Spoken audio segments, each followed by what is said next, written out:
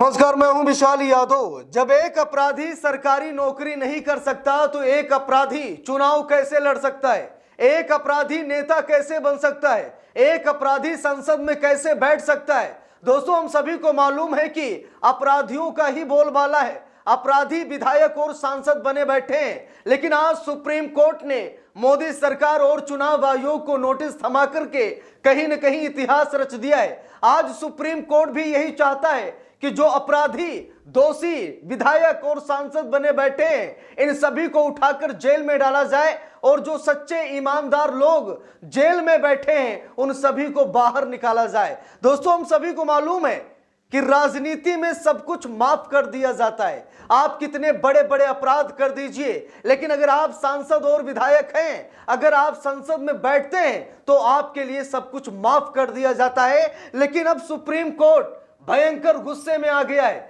अब supreme court ने मोदी सरकार से उन विधायकों और उन सांसदों की लिस्ट मांगी है जो भ्रष्टाचार या फिर अपराध में संलिप्त हैं। उन सभी का ब्यौरा सुप्रीम कोर्ट ने मांगा है। तो क्या सच में देश में भूचाल आने वाला है? क्या सच में देश में जो अपराधी विधायक और सांसद बने बैठे हैं, जो संसद में बैठे हैं, क्या अब उनको हटाया जाएगा? क्या अब उनको जेल में डाला जाएगा?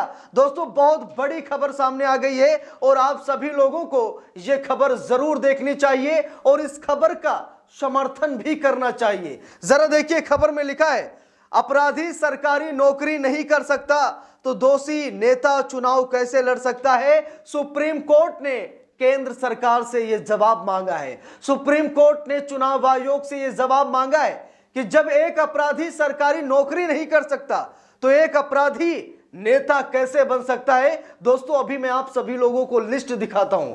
यह लिस्ट जरूर देखिए कि कितने ऐसे सांसद, कितने ऐसे विधायक हैं जो अपराध में संलिप्त हैं, जिन्होंने बड़े बड़े कांड किए। बलात्कार से लेकर के हत्या तक का कांड उन्होंने किया है, लेकिन आज वो नेताजी बने बैठे हैं और संसद में बैठे हैं। जरा देखिए, यहां पर लिखा है, सुप्रीम कोर्ट ने राजनीति के अपराधीकरण को एक बड़ा मुद्दा बताया है। इसके साथ ही इस पर चिंता भी जाहिर की है। कोर्ट ने कहा है कि कोई अपराधी सरकारी नौकरी नहीं कर सकता, लेकिन सांसद, विधायक और मंत्री बन सकता है। जस्टिस दीपांकर दत्ता और जस्टिस मनमोहन की पीठ ने इसीलिए इस मुद्दे पर भारत के अटॉर्नी जनरल से सहायता मांगी है। अटॉर्नी जनरल से कहा कि जरा बताइए मुझे कि कितने ऐसे सांसद, विधायक, मंत्री, संतरी, कितने ऐसे लोग हैं जो इस समय सत्ता में है, राजनीति में है, संसद में है, लेकिन उन्होंने बड़े बड़े अपराध किए हैं। दोस्तों, यहां पर लिस्ट देखना चाहेंगे, मैं आपको लिस्ट दिखाना चाहूंगा, लेकिन उससे पहले देख लीजिए, सुप्रीम कोर्ट विचार करेगा। लिखा भी है, क्या दोषी ठहराए गए नेता राजनीतिक दल का नेतृत्व कर सकते हैं? सुप्रीम कोर्ट करेगा विचार। सुप्रीम कोर्ट ने कहा कि मैं इस पर विचार करूंगा। सुप्रीम कोर्ट ने कहा कि मैं इस पर सुनवाई करूंगा। और ये जो अपराधी किस्म के लोग संसद में बैठकर कानून बना रहे हैं, क्योंकि कानून तोड़ने वाले कभी कानून नहीं बना सकते। हम सभी को पता है कि हत्या करना, रेप, बलात्कार जैसी घटनाओं को अंजाम देना, चोरी करना, अपहरण करना, यह सब कानून तोड़ने जैसा है। और अगर कानून तोड़ने वाले सांसद, विधायक, मंत्री अगर संसद में बैठकर कानून बना रहे हैं तो यह हमारे देश का दुर्भाग्य नहीं है तो क्या है? जरा यहां पर देखिए, सुप्रीम कोर्ट ने कहा कि हम इस पर विचार करेंगे, हम इस पर सुनवाई करेंगे। और देखिए, यहां पर लिखा भी है, दोषी ठहराए गए नेता कैसे लड़ सकते हैं चुनाव? सुप्रीम कोर्ट ने केंद्र सरकार से मांगा जवाब। सुप्रीम कोर्ट ने केंद्र सरकार से कहा कि मुझे जवाब दीजिए कि क्या एक अपराधी चुनाव लड़ सकता है?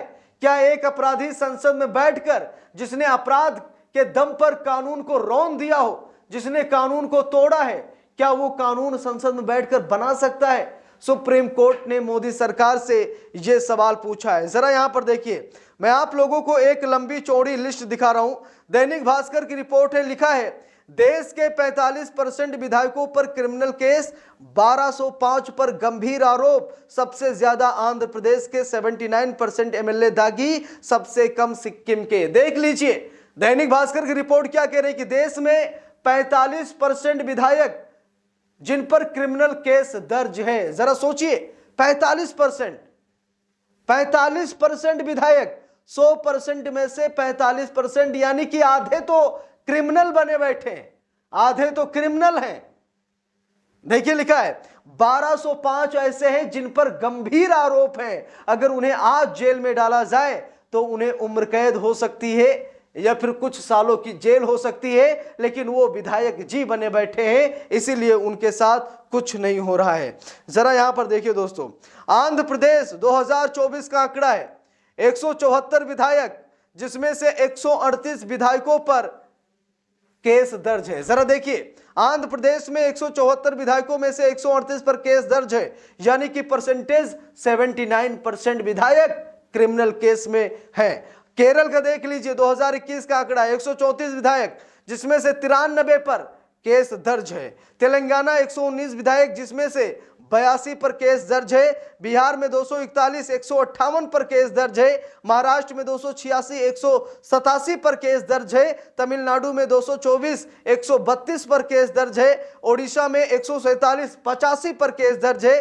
कर्नाटक में 223, 122 पर केस दर्ज है। झारखंड में 80 पर 43 पर केस दर्ज है। उत्तर प्रदेश में 403, 200 पर केस दर्ज है। देख लीजिए, देखते जाइए आप सभी लोग, कितने क्रिमिनल हमारे देश में नेता, मंत्री, संतरी बने बैठे हैं। और 127 विधायकों पर महिलाओं से जुड़े हुए अपराध शामिल हैं। जरा देखिए, लिखा भी है रिपोर्ट के अनुसार 54 विधायकों पर भारतीय दंड संहिता आईपीसी की धारा 302 के तहत हत्या के आरोप हैं। वहीं 226 पर आईपीसी की धारा 307 और भारतीय न्याय संहिता बीएनएस की धारा 109 के तहत हत्या की कोशिश के आरोप लगे हैं। इसके अलावा 127 विधायकों पर महिलाओं के खिलाफ अपराधों के मामले दर्ज हैं। इनमें 13 पर आईपीसी की धारा 376 और 376 2N के तहत बलात्कार का आरोप है। धारा 376 2N एक ही पीड़ित के बार बार यौन उत्पीड़न से संबंधित है। जरा देखिए, इतने बड़े बड़े अपराधी, इतने बड़े बड़े माफिया, इतने बड़े बड़े गुंडे आज हमारी संसद में बैठे हैं, यानी कि कानून तोड़ने वाले आज कानून बना रहे हैं।